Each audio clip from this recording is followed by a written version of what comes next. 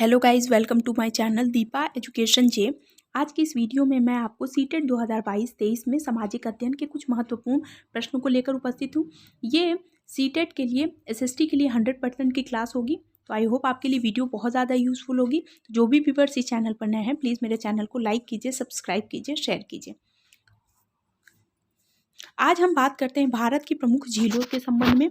इससे आपकी परीक्षा में 2 से 3 नंबर के प्रश्न आते हैं और आज की वीडियो को देखने के बाद से किसी भी तरीके का कोई भी कंफ्यूजन आपको अब क्रिएट नहीं होगा।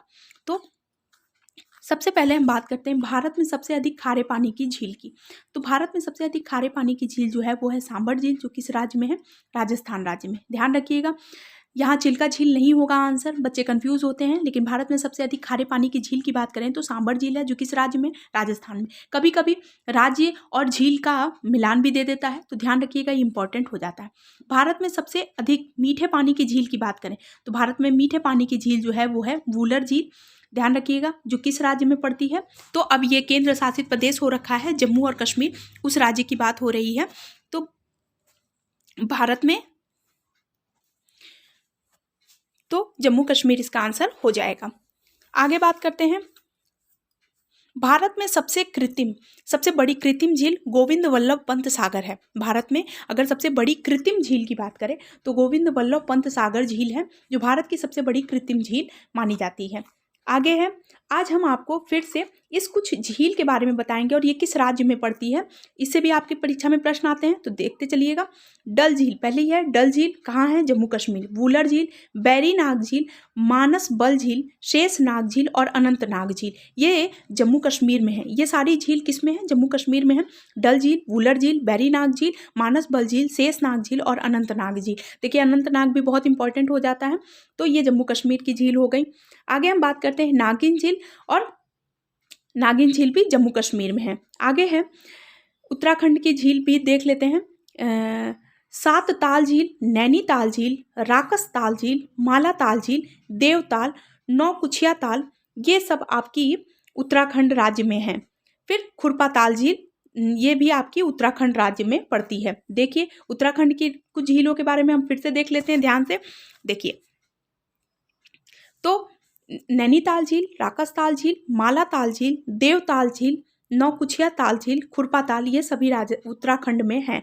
देखिए, जितने भी ताल झील से, देखिए ये निमोनिक भी हो सकता है आपका, जितने भी ताल झील से संबंधित है वो सब आपके उत्तराखंड राज्य में पड़ते हैं। ठीक, अब आगे है, हम राजस्थान झील के बारे में पढ़ लेते हैं कुछ।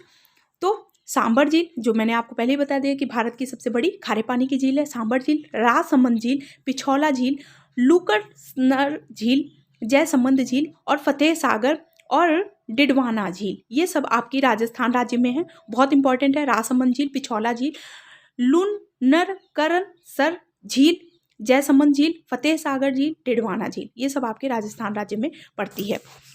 आगे बात करते हैं मणिपुर झील की। लोकटक झील, ये बहुत इंपॉर्टेंट हो जाती है, क्योंकि लोकटक झील जो है ये एकमात्र झील जो है वो है मणिपुर में। आगे इसकी एक बहुत इंपॉर्टेंट विशेषता मैं आपको बताऊंगी। पुलिकट झील, ये बात करते हैं तो तमिलनाडु और आंध्र प्रदेश के बॉर्डर पे है। इसका अधिक भाग आंध्र प्रदेश में और थोड़ा सा भाग तमिलनाडु में है। हुसैन सागर झील और कोलेरू झील, ये आंध्र प्रदेश की झील है। आगे बात करते हैं चिल्का झील। चिल्का झील, लोनार झील, चिल्का झील ये आपकी पड़ जाती है ओडिशा राज्य में। चिल्का झील पड़ जाती है आपकी ओडिशा में। लोनार झील महाराष्ट्र में। वेम्बनाथ झील केरल में। अष्टमुडी झील केरल में और पेरियार झील भी केरल में है। ध्यान रखिएगा, केरल की ये 3 झील बहुत इंपॉर्टेंट है। वेम्बनाथ झील, अष्टमुडी झील और पेरियार झील, ये केरल राज्य में पड़ती हैं। आगे हम बात करते हैं, पहले आगे में बात करने से पहले हम आपको बता देते हैं कि आप एक बार इसका स्क्रीनशॉट ले लीजिएगा। राजस्थान की सारी झील जो है वो बहुत इंपॉर्टेंट हो जाती हैं। सबसे पहले जो यहाँ पर सबसे इंपॉर्टेंट है वो ये देखिए, जयसमंद अगर बात करें तो वहाँ की जो इमारतें हैं, राजस्थान की जो इमारतें हैं उनके लिए ये भवन, यहाँ पर हम बात करते हैं हवा महल, ये सारी चीज़ें इंपॉर्टेंट है। इसके अलावा अगर बात करें तो राजसमंद झील, पिछौला झील, लुनकरसनर झील, जयसमंद झील, फतेह सागर और डिडवाना झील, ये बहुत इंपॉर्टेंट हो जाती है। तो आगे हम देखते हैं, पहाड़ियों से घिरे अभिकेंद्री अपवाह को विस्तृत वाले समतल गर्त को, देखिए पहाड़ी जो हम देखते हैं पहाड़ी से घिरे अभिकेंद्री अफवाह वाले विस्तृत समतल गर्त को बॉल्सन कहते हैं। बॉल्सन शब्द जो है वो बहुत इंपॉर्टेंट हो जाता है, कभी कभी पूछ लेता है कि बॉल्सन के उदाहरण हैं, तो पहाड़ियों से घिरे अभिकेंद्री अफवाह वाले विस्तृत समतल गर्त को बॉल्सन कहते हैं। जबकि चौरस सतह तथा अनप्रवाहित द्रोणी वाली छोटी झीलों को प्लाया कहते हैं। ये नाम जो है बहुत इंपॉर्टेंट होते हैं क्योंकि इससे संबंधित प्रश्न आपकी परीक्षा में आते हैं। आगे देखते हैं, अधिक नमक वाली प्लाया को सैलिनास कहते हैं। देखिए एक बॉल्सन आपने शब्द पढ़ा और दूसरा सैलिनास शब्द पढ़ा, तो देखिएगा ये सब चीज़ें इंपॉर्टेंट हो जाती हैं। आगे है प्लाया की अगर बात करें तो प्लाया को अरब रेगिस्तान में खबारी ममलाहा तथा सहारा में शिट कहते हैं प्लाया को। जब मैंने बताया कि छोटी अनप्रवाही द्रोणी को क्या कहते हैं, प्लाया कहते हैं, और प्लाया को और अरब रेगिस्तान में खबारी ममलाहा तथा सहारा में शिट कहते हैं। भारत में सबसे अधिक ऊंचाई पर स्थित झील जो है वो है चोलामू झील, जो सिक्किम राज्य में है। देखिए मैंने पूरी भारत की जितनी महत्वपूर्ण झीलें थी वो आपको बता दिया, उन झीलों से संबंधित जो विशेषता हैं वो भी बहुत इंपॉर्टेंट हो जाती हैं। अब आगे मैं आपको दिखाती हूँ लोकटक झील, जो मैंने आपको पहले बताई थी कि मणिपुर राज्य में है।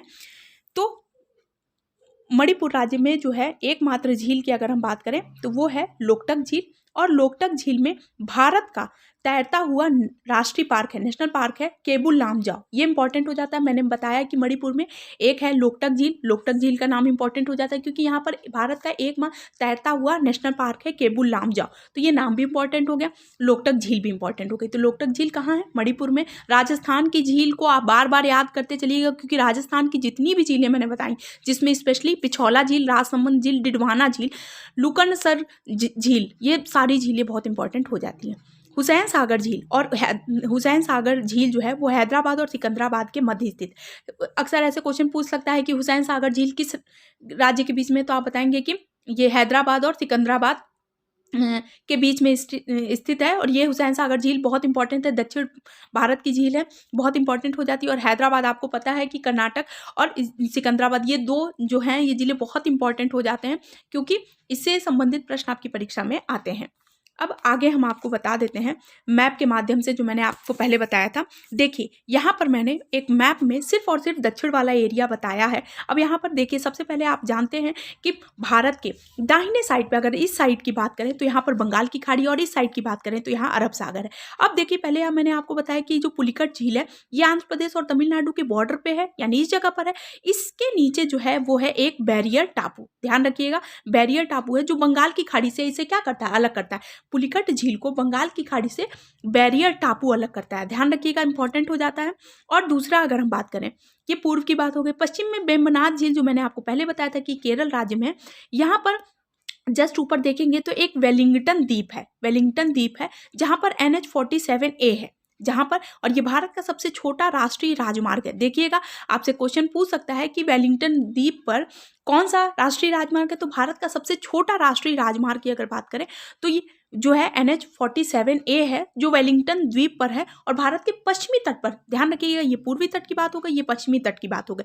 तो पश्चिमी तट पर वेम्बनाड झील के ऊपर क्या है, वेलिंगटन द्वीप है, जो भारत का सबसे छोटा राष्ट्रीय राजमार्ग NH-47A है, उसी द्वीप पर स्थित है। आपसे क्वेश्चन ये भी पूछ सकता है कि NH-47A जो है वो भारत का सबसे छोटा राष्ट्रीय राजमार्ग है, वो किस द्वीप पर है, या आपसे ऐसे पूछे कि भारत का सबसे छोटा राष्ट्रीय राजमार्ग किस द्वीप पर है, तो आपको आंसर पता होना चाहिए कि वेलिंगटन द्वीप पर है। इसके अलावा अगर हम बात करें तो बैरियर टापू भी बहुत इंपॉर्टेंट हो जाता है, अब इसका नाम बदल दिया गया है, ध्यान रखिएगा। ये सारी चीज़ें बहुत इंपॉर्टेंट होती हैं, आपकी परीक्षा के लिए भी बहुत इंपॉर्टेंट होती हैं। तो आई होप आपको ये चीज़ें समझ में आई होंगी। तो जो भी व्यूअर्स इस चैनल पर नए हैं प्लीज़ मेरे चैनल को लाइक कीजिए, सब्सक्राइब कीजिए, शेयर कीजिए। Thank you.